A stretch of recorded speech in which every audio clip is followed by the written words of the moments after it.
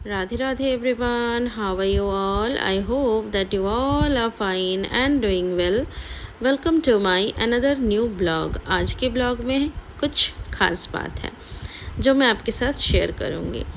मैं आपके साथ आज ये शेयर करने आई हूँ कि मैं किस तरीके से लड़ती हूँ उन बीमारियों से जो आजकल लगभग सभी के घर में हम ना चाहते हुए भी पाए जाते हैं, जैसे कि sugar, cholesterol, heart problem, hair problem, skin problem, constipation means stomach problem, चाहे वो गैस का हो, कॉन्स्टिपेशन का हो।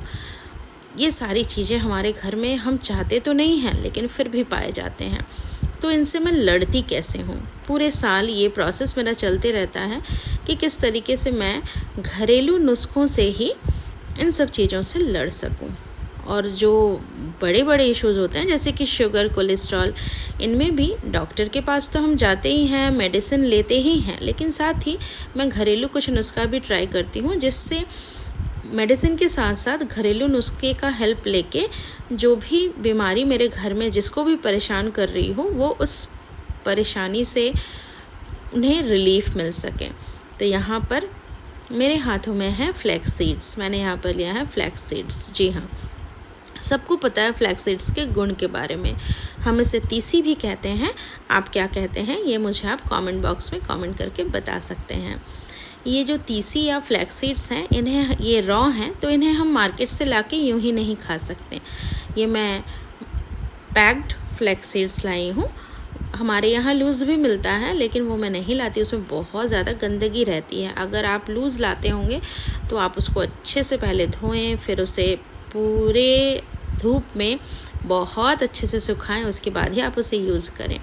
तो मैंने रॉ लाया है तो फिर भी मैंने इसे थोड़ा सा सीवर में सीव कर लिया और अब मैं इसे प्रोसेसिंग के लिए डालूँगी। मैं किस तरीके से मैं इसे तैयार करके रखती हूँ पूरे साल भर, मतलब साल भर का तो एक बार में नहीं बनता लेकिन फिर भी एक महीने का बन ही जाता है और फिर महीने में एक बार करके इस तरीके से हम बनाते हैं। तो यहाँ पर 250 ग्राम फ्लैक्स सीड्स हैं और मैंने मोटी परत वाली कढ़ाई ली है। आप भी कोई मोटी परत वाली कढ़ाई हो, पैन हो, जो भी लें आप मोटी परत वाली लें और गैस को जलाकर जब कढ़ाई थोड़ी सी गर्म हो जाए तो आप सारे फ्लैक्स सीड्स को इसमें डाल दें।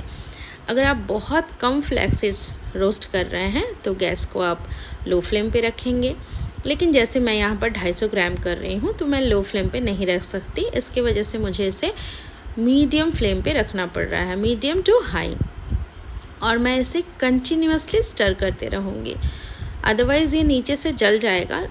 और स्टर करना इसके वजह से बहुत ज़रूरी है ताकि ये ना जले, लेकिन स्टरिंग में थोड़ा टाइम लगता है। मीन्स हमें स्पैचुला को नॉन स्टॉप चलाते रहना है, छोड़ना नहीं है, नहीं तो ये नीचे से लग जाएगा।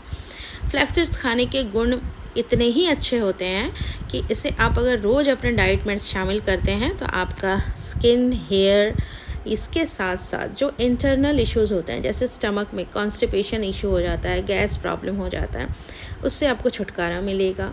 साथ ही अगर आपका शुगर लेवल बहुत बढ़ा हुआ है, आप मेडिसिन ले रहे हैं फिर भी कम नहीं हो रहा है, ऐसे में आप फ्लैक्स सीड्स लेंगे ना तो वो क्या करेगा, शुगर को कंट्रोल करने में हेल्प करेगा। देखिए जब फ्लैक्स सीड्स इस तरीके से कढ़ाई में डांस करने लगे तो इनमें से ना पॉपिंग की आवाज़ आती है, चटपट चटपट आवाज़ आएगी। ये आवाज़ होती रहेगी और आपको स्पैचुला को चलाते रहना है, बंद नहीं करना है। इसी तरीके से आप इसको चलाते रहें। जब इसका पॉपिंग बंद हो जाएगा और डांसिंग भी बंद हो जाएगा तब आप गैस को ऑफ करके इसे स्टर करते रहें। जब ये थोड़ा सा ठंडा होगा उसके बाद हम आगे के प्रोसेस में जा पाएंगे। तो सबसे पहले हमारा ये जो फ्लैक्स सीड्स हैं इसे हम जब खाते हैं तो अगर किसी का शुगर लेवल बहुत हाई है, आप मेडिसिन ले रहे हो, कम नहीं हो रहा है, तो ऐसे में आप एक बार फ्लैक्स सीड्स दिन में एक बार 1 चम्मच खा के देख सकते हो कि आपको क्या फ़ायदा हो रहा है। मुझे तो फ़ायदा हुआ है, मेरे पापा का शुगर लेवल कंट्रोल में हुआ है। जब ये थोड़ा सा ठंडा हो जाए तो हम इसे अलग एक बर्तन में निकाल कर ठंडे होने के लिए छोड़ देंगे। साथ ही मेरे भाई का कोलेस्ट्रॉल लेवल बढ़ा हुआ था तो उस टाइम वो मेडिसिन भी ले रहा था, तो साथ ही मैंने क्या किया ना, फ्लैक्स सीड्स मैं उसे भी दे रही थी, तो उससे उसे भी बहुत फ़ायदा मिला। और शुरुआत में तो उसने मेडिसिन भी नहीं लिया था, सिर्फ फ्लैक्स सीड्स ही खा रहा था, लेकिन बाद में बहुत ज़्यादा हाई हो गया था तो हमें डॉक्टर के पास जाना पड़ा था। एक्चुअली एज कम है तो हम लोग कोलेस्ट्रॉल की दवाई स्टार्ट करना नहीं चाह रहे थे। इसमें ओमेगा 3 फैटी एसिड्स भी होता है और फाइबर्स भी बहुत होते हैं, जिससे क्या होता है ना कि ओमेगा 3 एसिड जो होता है उसके थ्रू आपका कोलेस्ट्रॉल लेवल कंट्रोल में रह जाता है। साथ ही इसी के कारण आपका हेयर और आपका स्किन भी बहुत अच्छा हो जाता है।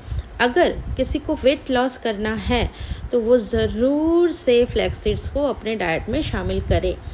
अगर आप 1 चम्मच फ्लैक्स सीड्स खाते हो, चाहे वो दही के साथ खाओ या ठंड के दिनों में आप उसे गर्म पानी में घोलकर, नींबू पानी में घोलकर भी खा सकते हो, या गर्मी में भी आप जो ड्रिंक बनाते हैं, जो इम्यूनिटी ड्रिंक हम बनाते हैं, उसमें डालकर भी हम इसे पी सकते हैं।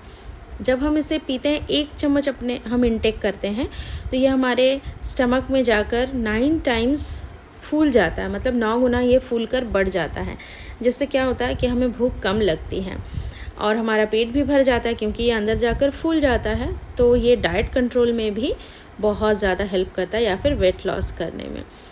तो जब ये बिल्कुल ठंडा हो जाएगा तो हमें इसे मिक्सर ग्राइंडर में डालकर इसका पाउडर बना लेना है। आप फाइन भी बना सकते हैं या दरदरा भी बना सकते हैं। फिर आप इसे छोड़ दें बिल्कुल ठंडा होने के लिए, क्योंकि जब हम ग्राइंड करेंगे ना तो ये फिर से थोड़ा सा गर्म हो जाएगा। और इसे आप स्टोर करके भी रख सकते हैं। जैसे मैंने अभी इसे बनाया है तो ये कम से कम 1 से 1.5 महीना तो चलेगा, तो मैं इसे स्टोर करके रख लूँगी, ये ख़राब नहीं होगा। और ये देखिए इसे हम खाएंगे कितना, तो इसे हम खाएंगे 1 टेबलस्पून।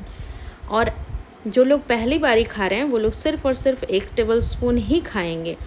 बाद में जब खाते खाते हैबिट हो जाएगा और आपका स्टमक परमिट करेगा तब आप 2 टेबलस्पून खा सकते हैं, क्योंकि इसे खाने के बाद पहले बार में आपको थोड़ा सा ब्लोटेड फील होगा, आपको गैस का इशू हो सकता है 1-2 दिन के लिए, उसके बाद फिर वो खुद ब खुद डिज़ोल्व हो जाएगा। ये जो फ्लैक्स सीड्स हैं मैं इस तरीके से बनाकर इसे रख लेती हूँ और इसे खाती हूँ। तो मैं कैसे खाती हूँ, ये गर्म होता है तो इसका नेचर है गर्मी वाला, तो इसके लिए मैं गर्मी के दिनों में ना इसे ठंडे दही के साथ खाती हूँ। तो इसका जो हॉटनेस है वो कम हो जाता है, ये ठंडा रहता है पेट में जाने के बाद भी। या फिर मैं इम्यूनिटी जूस में डालकर खाती हूँ। और विंटर्स में मैं सब्ज़ी, जो भी मैं सब्ज़ी खा रही हूँ, ओटमील खा रही हूँ या नॉर्मल रोटी बन रहा है उसमें डालकर मैं खाती हूँ। इसकी चटनी भी बनती है, बट बेस्ट वे है इसका पाउडर बनाकर नॉर्मल खाना। तो मिलते हैं अगले ब्लॉग में।